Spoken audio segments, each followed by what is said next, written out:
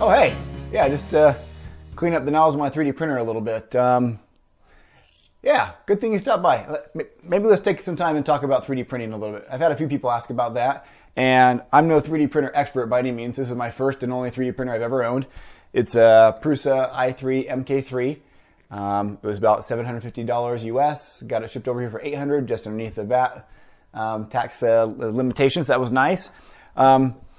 Highly recommended by a lot of people. It's been working fabulously for me. I love it. Also heard a lot of good things about some of the different Ender machines. There's a million options. So this video is not going to cover what machine you should buy. I'll just talk about the one that I have and the things I've learned. Again, I'm not a 3D printer expert by any means. I've gone through maybe 9 or 10 spools of filament is all, which is not really very much. So I'm still learning a lot, as you've probably seen in my other videos. But there's definitely a few things here and there I found in some of the settings I've been using, and just kind of general, I think, things you should know when you're 3D printing that I'll share with you. As far as for what I've been doing for all my prototyping for pinball parts, let's talk about those settings and the things I've learned, all right? So first things first, let's dive in on the printer itself. All right, so this is my Prusa i3 MK3 printer. It's awesome. Again, this is the only one I've ever used, but from the things I read around, this had amazing reviews. It's very well actively supported. Prusa is one of the names in 3D printing from what I found. It's great. It's upgradable. So like if you buy this version and then 3 years later they have some major upgrades or whatever else, it's upgradable, they say. It comes with everything you need. It came with the SD card. It came with the sheet for printed. It's removable and magnetic, so you can get multiple different sheets in case those wear out and your filament's not sticking as well. It comes with just a standard size nozzle, 0.4 millimeter. And it can be upgraded out to support other nozzles. It can be more fine or more coarse extrusion. Handles just normal filament. It can handle, I think, like a half dozen different types of filament. PLA is what I've been using primarily. It will also handle PETG, which I will be using for some parts further along. It's got a print area of about 8.3 inches by 8.3 inches square, and the height is about 9.8 inches. So fairly good size as far as like the print volume of what it can do. And it's fast, it's relatively quiet. I've been loving it. Okay, so what I've done, some people will go through and build enclosures, a box around their printer.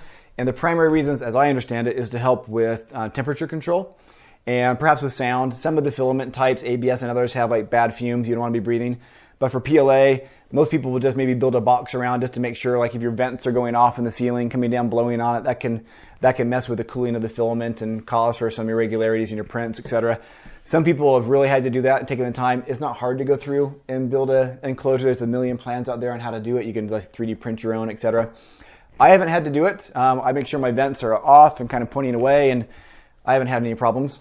So I haven't bothered with an enclosure. A couple of things I have done, you can barely see here in the front of the view of the camera. I've added a camera. This is just one of those cheap, like $20 ones off Amazon. And I've got it set up here, monitoring my printer. So when I have a print going, I can look at my phone anytime, wherever I'm at. I can check on it and make sure it's not messing up. If it does, I've got a Wi-Fi power switch back there in the corner. And that's just a Wemo power switch I got a while back. It's plugged into that. And so if I need to just kill it, I can kill it remotely. That's been nice to save some filament. Sometimes it'll just get gummed up around the nozzle and you lose your print. You have to start over. A couple other required things. It actually came with these little needle nose pliers. So those have been handy sometimes to help pull off some of the supports and things. I have a really small precision flathead screwdriver I'll use also sometimes to help kind of scrape off some of the support structures. And a wire brush. A wire brush that I'll use to clean up the nozzle sometimes if it gets gummed up there. That's a great thing to have on hand. Other big thing, isopropyl alcohol. I found this is one of for me, the biggest things. I had issues sometimes with the initial bottom layer sticking. And there's different ways. People talk about having like a bed and a skirt around it, doing different things. For me, I found, because I'd have some prints that about halfway through, I'd see them starting to rise. I was messing with temperatures of the bed and with the filament. For me, the biggest fix was just going through and just making sure my bed, I've got a textured bed, which is part of the issue. I think PLA prefers smooth, but PETG prefers textured. Anyway, I got a textured bed, and if I'm using my hands and stuff to pull off the last print, it'll get grease and stuff. And I found if I just go through and use my alcohol on a clean paper towel and just run that across it while it's heating up, that helps me make sure I have way higher success rate on my prints. Another thing about print success, The Prusa, and I'm assuming most 3D printers have this option, you can simply heat things up prior to printing. You can preheat it. I always preheat mine for a few minutes before I actually start doing a print until I actually see a little bit of filament kind of like dripping down underneath. For me, that also seems to be helping to make sure that all my prints start nice and good. I don't know if that's just like with an even temperature, making sure my nozzle is totally unclogged, but that seemed to be helpful for me. Okay. As far as for the printer itself and the filament, I think that's about it.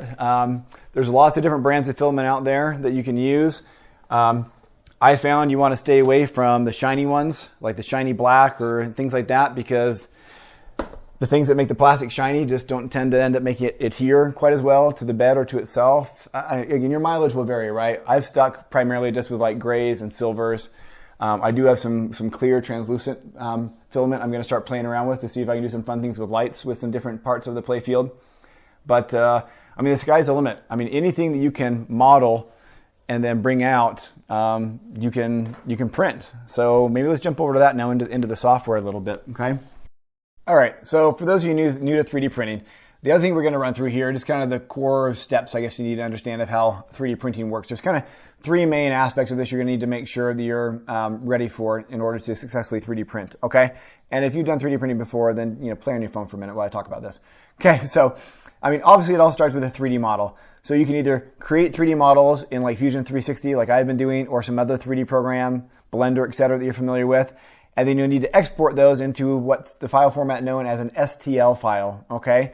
Or you can also just go through and look online. There's a lot of free 3D model sites out there that'll give you STL files you can play with, okay? Any of those are fine to work with also, okay?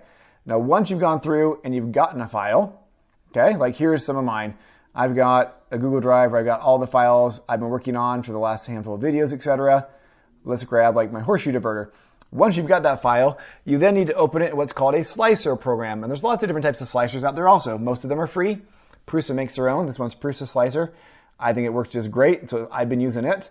And what this slicer program is going to do is going to take your 3D model, and it gives you some controls. You're able to, you can see where it is in relationship to the print bed of where the 3D printer is going to print it, right? You can choose which side is going to be on top, which side is going to be on bottom, etc., right? To make it be the most efficient print possible. And once you've done all that, you're able to go through and change some settings. Over here on the right for me, mine allows me to go through and say, do I want like super fine detail? Each layer is going to be super thin and also take way longer to print. Or do I want to go really fast down here like a draft setting? I've got a few of my own presets here, which is going to be thicker layers. It's going to be a little rougher, not quite so much detail, but it's still, I mean, they're not a huge difference here, right? But it is going to speed things up considerably. So once you've kind of got that set, you've got the right filament set, etc. You've got things set up to create any supports if you need to. Supports are wherever you have something that has like an overhang in the model, right? Like on mine, if you notice here, I've got this aspect of my model, this little lip here, right? That overhangs. And so if I don't have something underneath it, when the 3D printer tries to print it, that part is going to sag and just droop down, right? So when I go through and have my slicer slice a model, it's going to automatically add supports there, which is going to be extra plastic that I'll pull away later that's just going to help hold those spots in place. Okay? All right. We can talk more about supports later if you have questions. But the slicer, the reason it's called a slicer is going to take your 3D model. So then I'll come down here and I'll hit the Slice Now button, and boom, just like that. I didn't time-lapse anything. What it's done is gone through and it's created a whole bunch of horizontal slices of this model. Okay, this is the very top. I can take the slider and my slicer program and go down. And it translates the whole entire model into a bunch of 0.3 millimeter, per my settings, slices that the 3D printer is then going to go through and print out one layer at a time. It's going to start with the bottom layer, and then the next, and then the next, and then the next, and then so forth until it finally reaches the top. They always go bottom to top until it's all the way done. Okay? Now the green lines in here, these are the support structures. This is the extra plastic that is going to print just to go through and support these overhangs so it doesn't collapse and sag and do anything weird. And once I'm done printing, I'll pull it off. I'll take my pliers, I'll rip away that extra plastic, the green stuff, and I'll be left with what my model looks like, but made out of plastic. Okay?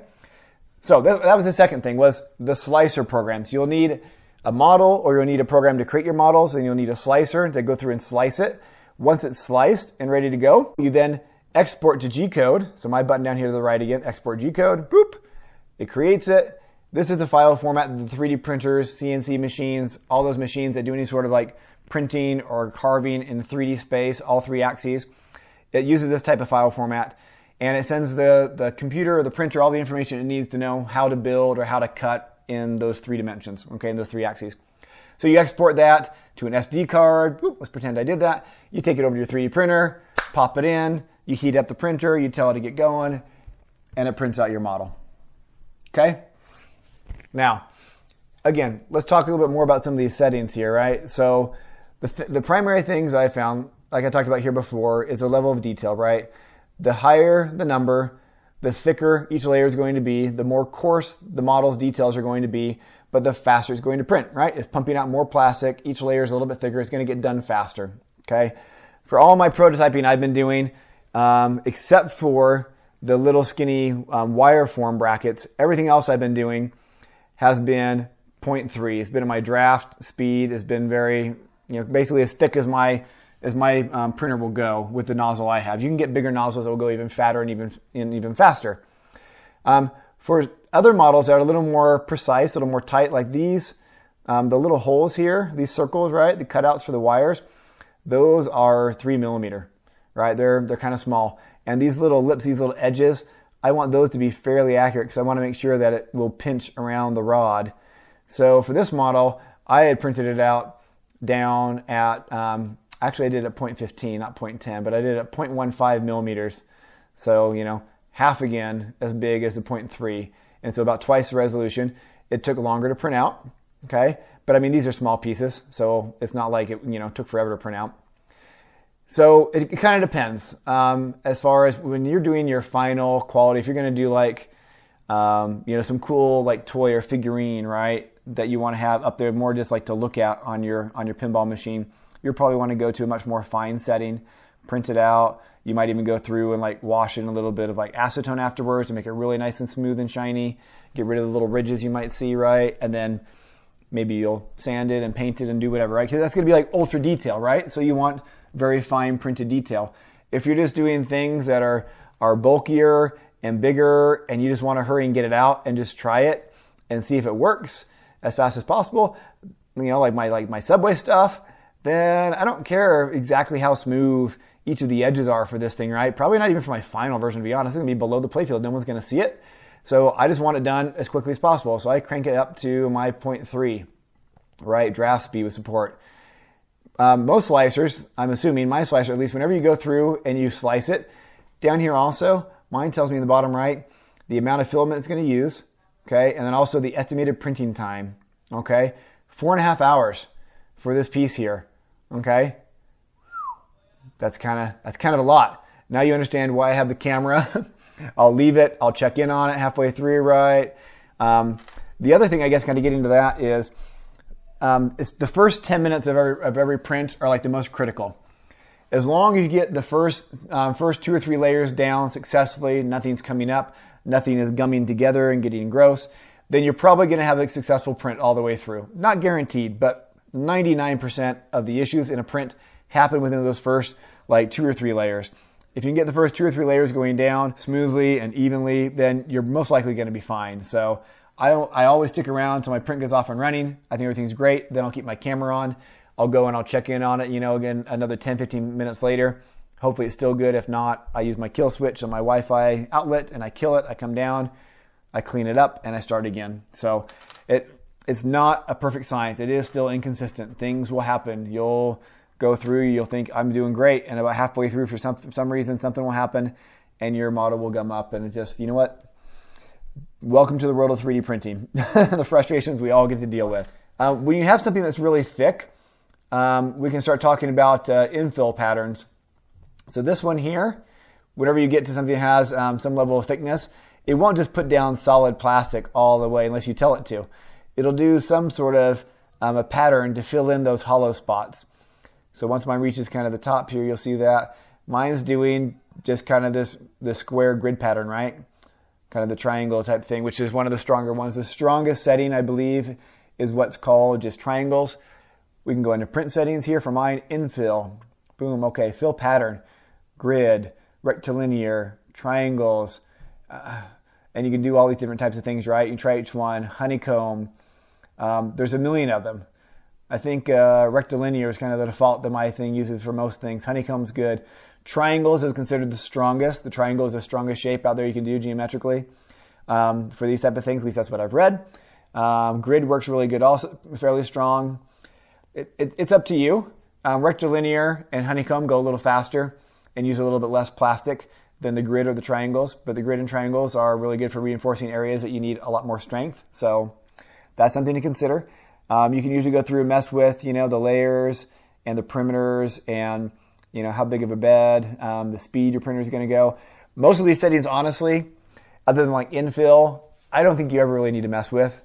Prusa actually highly recommends that you just stick with their settings because they've been tested like crazy and you don't mess with them. In fact, if I switch over here to like simple mode, a lot of these things go away. If you're a newbie, they say, you can mess with your skirt and brim settings, right? The support material maybe a little bit, right? And your infill, like that's kind of it. Once you get to know your printer and know a little bit more what you're doing, you can mess around with some of these other things, right? You might have multiple extruders set up. I honestly haven't even messed with most of these either, right? I'll mess with my infill, and that's really about it, okay? So be careful with that. All right, so back to the printer itself. Really, I think that pretty much covers it. The last thing I wanted to point out that I failed to mention earlier on, when you're getting your printer set up, like for the first time you built it, you're running, everything's great. Hopefully the instructions tell you to do this. Mine did, and I found out it was like vitally important to get this right. And I thought I had it pretty close, made some prints, was having trouble, went back through and I did this a few more times till it got really dialed in, and then things started working a lot better. And that is, I'm assuming all printers have this, but my printer has what's called a Z-axis calibration process it runs through, right? And it calibrates the space between the head and the bed for when it starts. And there's usually a sensor. You can't see it on the camera right now, but mine has a sensor underneath, and I believe all printers have one, that helps it kind of tell where it's at, right? And the distance between the nozzle and the bed. And you need to get that dialed in as good as you can. My computer or my printer, as good as you can. My printer came on this SD card with a number of sample print files, STL files. Some of them are just fun, different print files, right? You try to do to see if your printer's working great, and they're just fun to make. But one of them specifically is kind of a test print that's for this Z calibration, the Z index calibration. And it goes through and does a thin line, then comes back and does this small like little rectangle infill. And even on their manual, Prusa does a good job of showing you pretty good detailed pictures of here's what it shouldn't look like if it's too close. Here's what it would look like if it's too far, and it shouldn't look like that. And here's what it should look like if you have it properly aligned. And it's true. I've gone through each of those a few different times until I got it just right. But once you get it printing just the way it should, nice and smooth, it's going to make your life so much easier, so much happier. Your prints will work so much better. So make sure you take the time to properly calibrate your Z index. Beyond that, I mean, there's lots of different types of filament out there. I'm not an expert to tell you exactly what type of filament to use, like what brands and everything. Hatchbox is one that a lot of people in the Slack group I'm part of, they love. They've had a lot of success. They've been printing longer than I have. It's kind of their go-to. I've used a handful of different ones. I was using this one brand, 3D Solutech. It seemed to be going pretty good. My last couple of spools I got from them, though, have been pretty dry and brittle. They print okay once they get going, but it's kind of a pain. Yeah, and the support structures were really hard to pull off. So when you do get your filament, it comes shrink wrapped, airtight. Do not open that seal until you're actually going to be using it, because it will dry out if you're not just actually going through it. If you have a spool that sits on your printer for 6 months, you haven't used it, don't be surprised if it's kind of brittle and maybe gives you problems. You might need to swap it out for some fresh filament that has been sealed. With that, don't go through. I would not recommend going through and buying, 100 spools now. I'm going to do so much, I'll buy it all in bulk ahead of time. It's going to go bad, even if it's sealed eventually. I mean, unless you're really printing out 24/7, you're going to have filament that's just going to go bad. It's going to go stale and not work for you. So I always just stay about two spools ahead. That way, if I have a really busy weekend, I know I've got a spool or two I can throw in. For me, a kill switch, a camera, really getting good at calibrating that Z index, and then making sure I stick around for the first 5 minutes of a print to make sure the first few layers get down smoothly. That's the most important thing. Yeah, I think it's about what I got for you today, guys. Let me know if you have more questions, if you think there's things I've missed, or if you've had any other problems, or there's probably other like good ideas and tips and tricks I've forgotten, please comment in, share them with everybody else, those of you who've done a lot more 3D printing than I have, because it's a lot of fun. I'm hoping to get like a better like time lapse kind of like camera thing set up, because I think those are really cool to watch. So I'd like to add that maybe to some of my videos one day. I've got too many other pinball parts to print out before I print out something for that. But anyway, I tell you, out of all the tools I've had to buy so far for my homebrew pinball project, the 3D printer has been my favorite by far, because I don't use it just for pinball stuff. I've created all sorts of things out of it. It's so much fun. So anyways, the kids love it. It's a great way to get your kids involved with your projects also, have them go through and start printing things for you. Yeah, anyway, all right, guys. Have a lot of fun with your 3D printer. Let me know, again, what other tips and tricks you guys have found, and I'll catch you next time. Bye-bye.